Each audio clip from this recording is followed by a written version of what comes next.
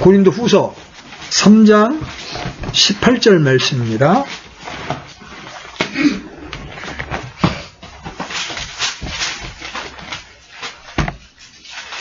고린도후서 3장 18절. 자, 찾으셨으면 같이 읽습니다. 시작. 그러나 우리는 다 가리지 않은 얼굴로 거울을 보는 것 같이 주의 영광을 바라보며 같은 형상으로 변화되어 영광에서 영광에 이르렀나니 이것은 곧 주의 영으로 말미암은 것이라.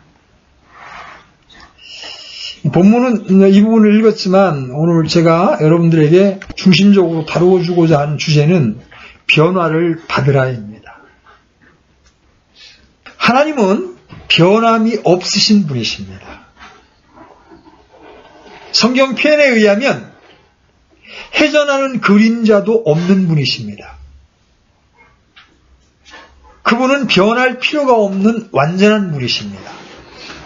그러나 우리 인간은 변화되어야 하는 존재입니다. 여러분들 기억해 보십시오. 모든 정권이 들어설 때마다 개혁을 외칩니다. 그렇죠? 어느 정권도 개혁이나 혁신을 외치지 않는 정권이 없어요. 근데 지나놓고 보면 하든가요? 결국은 못합니다. 왜? 그만큼 인간이, 그만큼 시스템이 변화되기가 어렵습니다. 자, 변화라는 말이 뭐예요? 오늘 특히 어린 학생들 잘 들어야 돼요. 이 변화라는 말의 사전적 의미는 사물의 형상, 성질 등이 달라지는 것을 의미합니다. 예수님을 구원자로 믿어 구원을 받은 사람이라면 변화되어야 합니다. 이건 당위예요. 만약 믿는다는 이름은 있지만 세월이 흘러가도 변화되지 않는다면 그 출생을 의심하지 않을 수가 없어요. 제가 주원이와 주연이가 우리 집에서 이제 상관을 하느냐고 어린 시절을 보내는 걸 옆에서 지켜봤어요.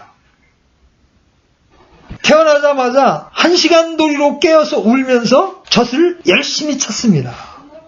아이들이 우는 건 왜 우는 거야? 젖 달라는 거예요. 그렇죠?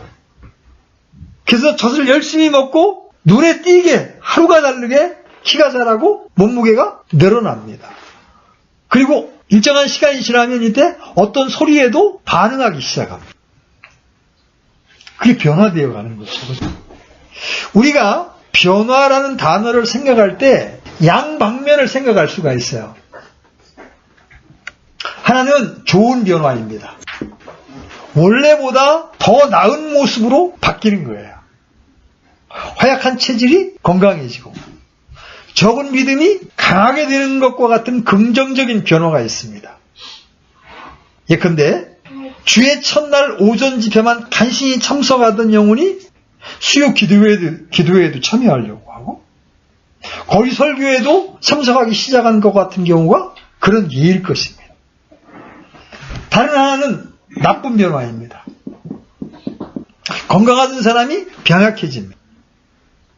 뜨거운 신앙의 소유자였던 사람이 냉랭해지는 것 같은 경우예요.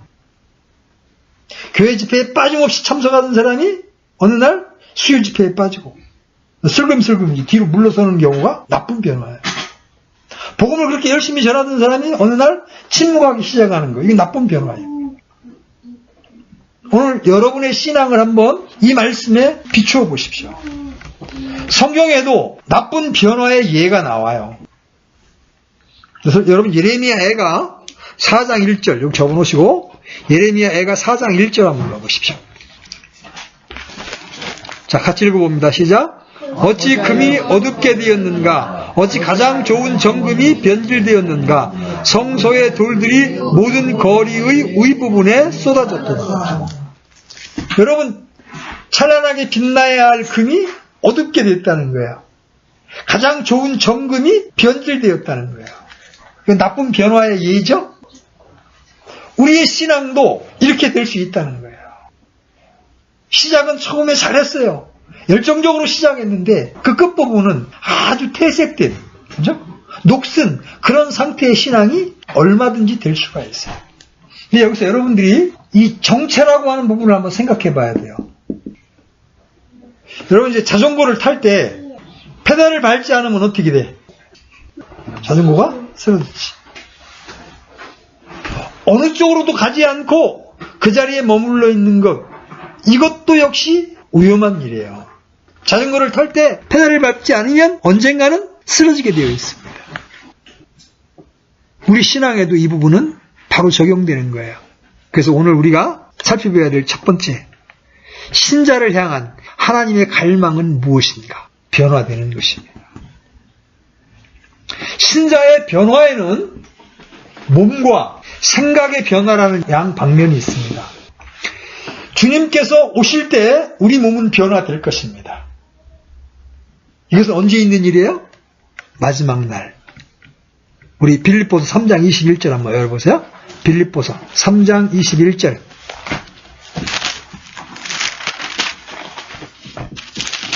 자, 찾으셨으면 21절 같이 읽습니다.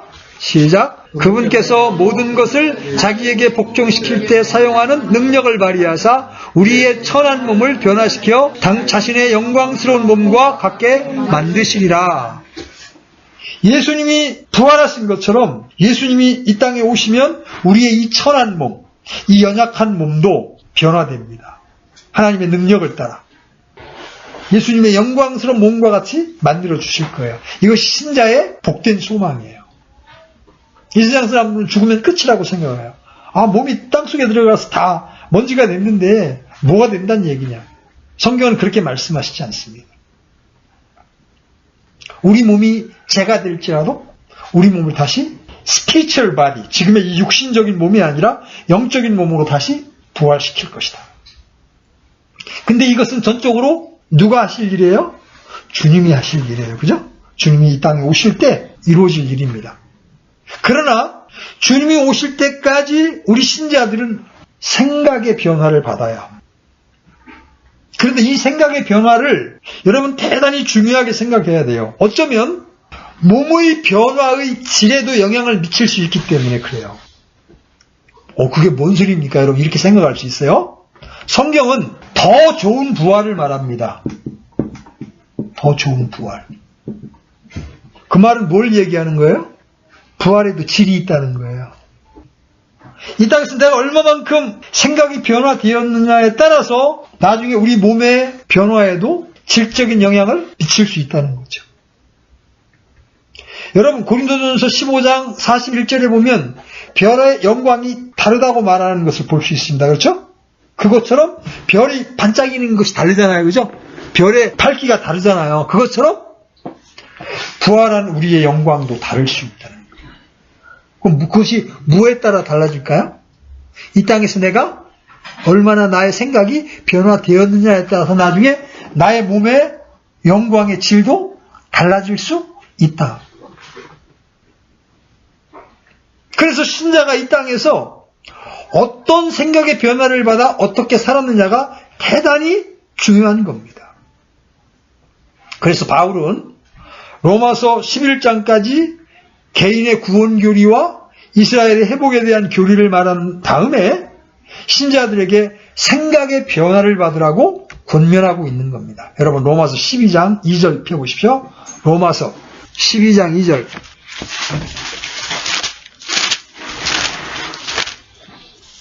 로마서 12장 2절.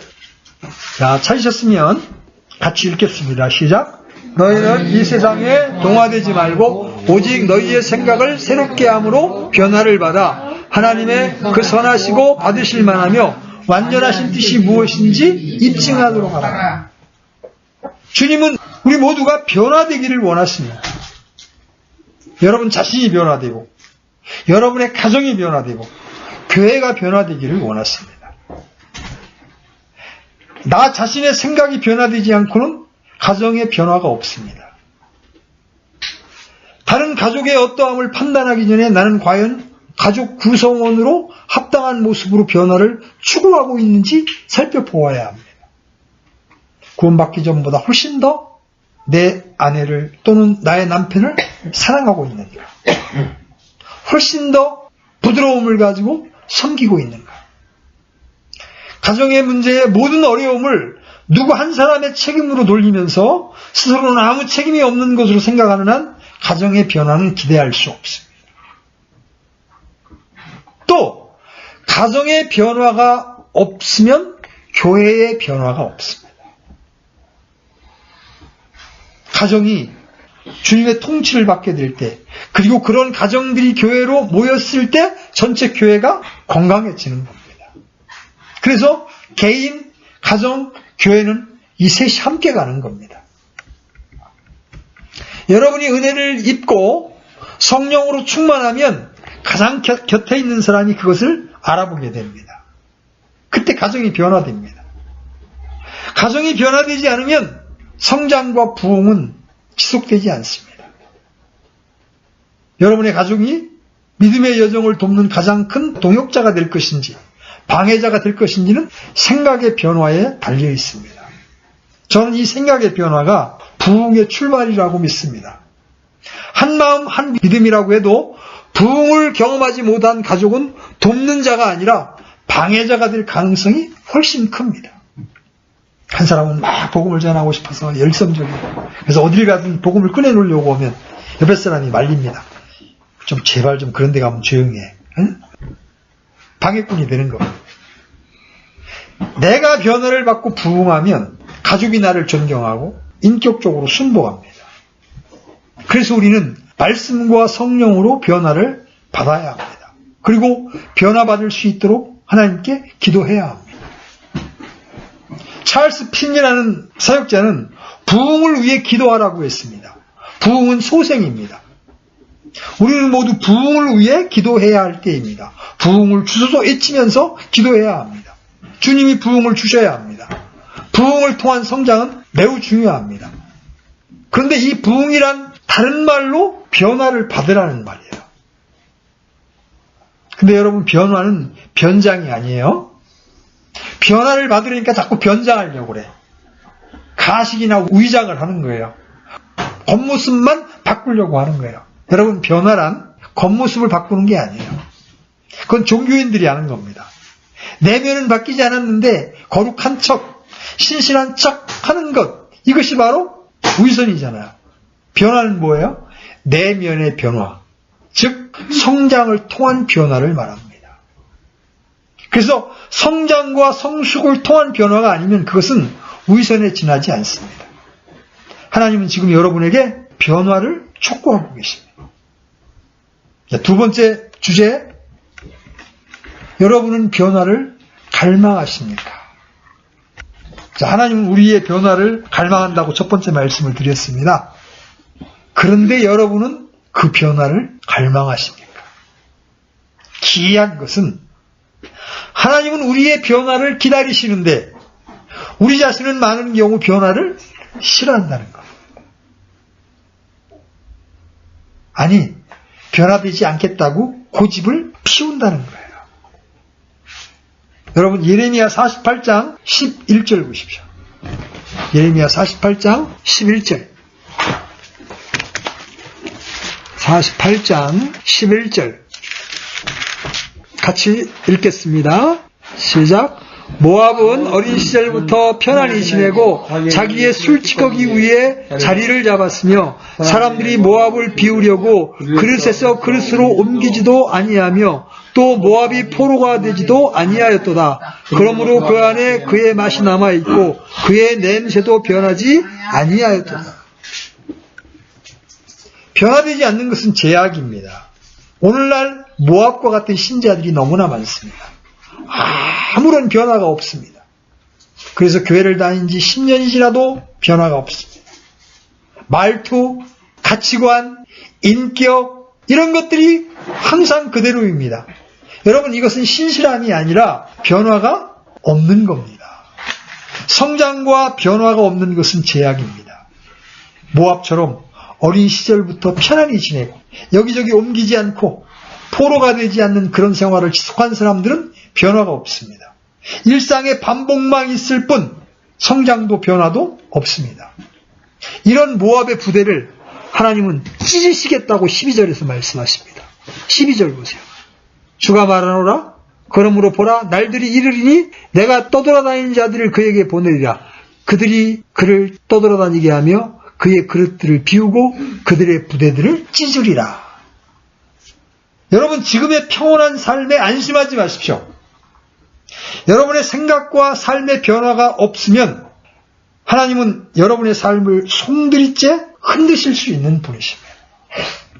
욥은 변화를 기다렸습니다. 여러분, 욥기 14장 14절 열어보십시오. 욥기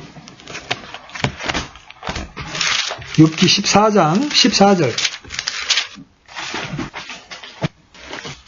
같이 읽습니다. 시작. 사람이 죽으면 다시 살리리이까 나를 위하여 정하신 시간의 모든 날을 내가 기다리되 변화가 내게 이를 때까지 기다리겠나이다. 욥은 평생을 변화가 이를 때까지 기다리겠다고 고백합니다. 이런 추구가 있었기에 그는 자식을 모두 잃고 재산을 빼앗기고 질병에 걸렸으며 아내가 자신을 비웃으며 떠나갔어도 입으로 범죄하지 않을 수가 있었던 겁니다. 하나님께서 자신을 죽일지라도 그는 하나님을 신뢰할 것이라고 고백할 수 있었던 겁니다. 작은 고통만 찾아와도 하나님을 원망하고 경배를 소홀히 하고 낯빛을 바꾸는 우리와 얼마나 다른 모습입니까? 이렇게 변화되기를 눈물로 기도하며 추구해야 합니다. 욥은 주님이 자신을 위해 정하신 시간의 모든 날을 기다렸으며 변화가 이를 때까지 기다렸습니다. 우리도 끊임없이 함께 기도하며 변화를 기다려야 합니다. 나를 위해 정해두신 이 시간을 기다려야 합니다. 성령이 강력히 임해주시기를 기다려야 합니다. 그래서 겁쟁이가 담대한 자가 되고 연약한 자가 강한 자가 되며 복음을 부끄러워하던 자가 선포자가 되는 그런 변화, 열매 없는 자가 성령의 열매가 넘치는 자가 되고 게으른 자가 신실한 자가 되는 그런 변화, 남편과 교회에게 불순종과 반역과 거스지던 자가 자기 순복의 태도를 보이는 그런 변화를 위해서 기도해야 하는 겁니다. 이것은 여러분들이 화려한 예배당 안에서 파이프 오르간 속에서 하나님 앞에 경배를 드리는 것보다 훨씬 더 중요한 주제입니다. 여러분, 아담 안에 있는 생각으로 신앙하려고 하지 마십시오. 여러분의 육신의 생각으로 신앙하려고 하지 마십시오. 생각이 변화되지 않는 한 우리는 하나님을 영 안에서 경배하고 따르는 자가 될 수가 없는 겁니다.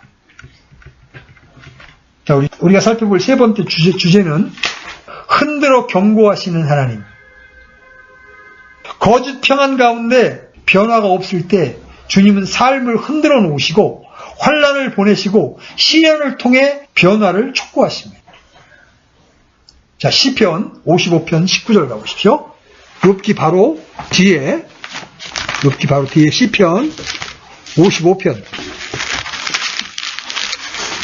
19절 같이 읽습니다. 시작. 하나님께서 들으시고 그들을 괴롭게 하시리니 그분은 곧 옛적부터 계시는 분이시로다. 셀라. 그들은 변화하지 아니하므로 하나님을 두려워하지 아니하는도다. 이 말씀은 왜 사람들이 하나님을 두려워하지 않는다고 말씀하십니까? 변화되지 않기 때문이라는 겁니다. 그래서 하나님께서는 그들을 괴롭게 하십니다. 하나님께서 들으시고 그들을 괴롭게 하시리니, 어떤 문제가 터지고 일이 생기는 것은 변화하고 성장하라고 외치는 주님의 음성입니다. 깊이 잠들어 있는 사람을 깨우시는 주님의 방법입니다.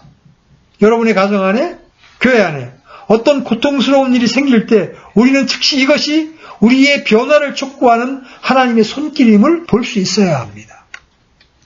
이 고통이 누구 때문인가, 이걸 가지고 세미나를 하기 전에 우리의 변화를 위해 말씀하시는 주님의 음성에 귀를 기울여야 합니다.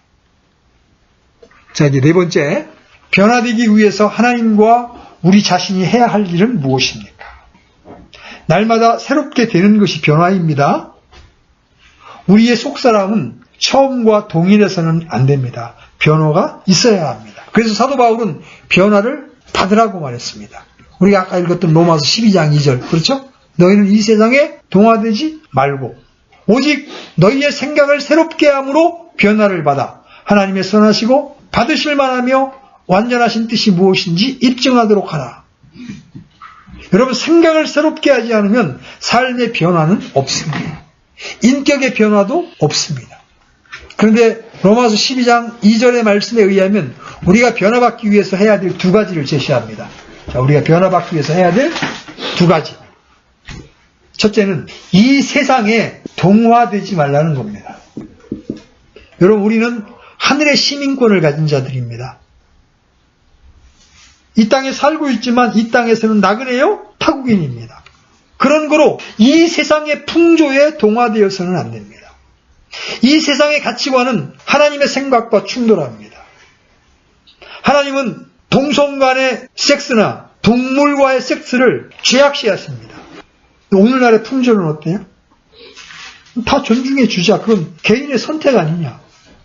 그래서 미국에서 차별금지법이 이미 제정되었고 한국도 이미 5번째 제안되어서 국회에 올라가 있습니다.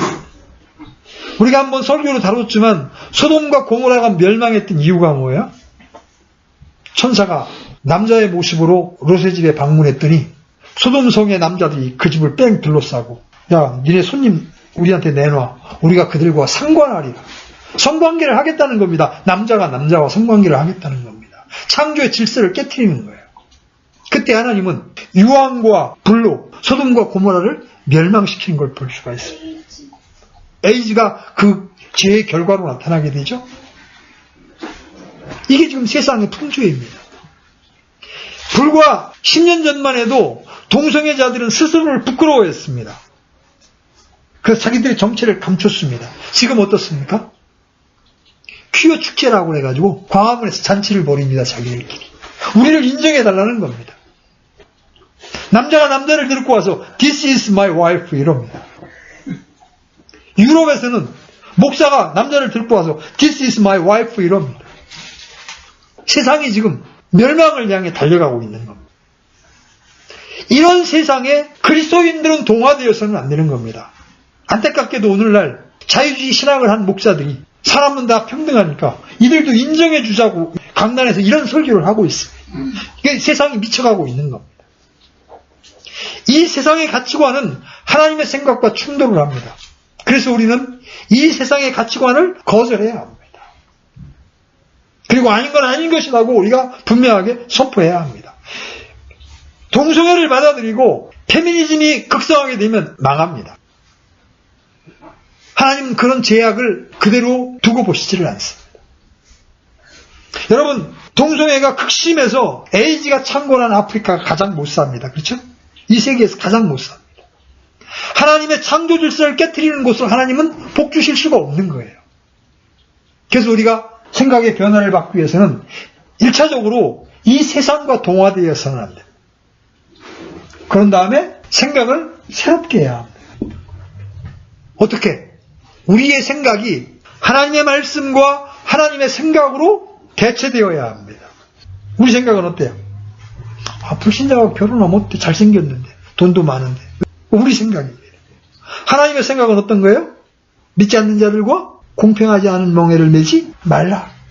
내 생각을 하나님의 말씀으로, 하나님의 생각으로 교체하는 것을 바로 생각을 새롭게 하는 것이라고 성경은 말하고 있어요. 우리가 이런 태도를 견고하게 유지할 때 하나님께서는 우리를 변화시켜 주십니다. 변화를 주도하는 분은 주님이세요. 여러분, 요한복음 2장에 보면 이 가나의 혼인잔치에서 물이 뭘로 변해요? 물이 포도주로 변해요.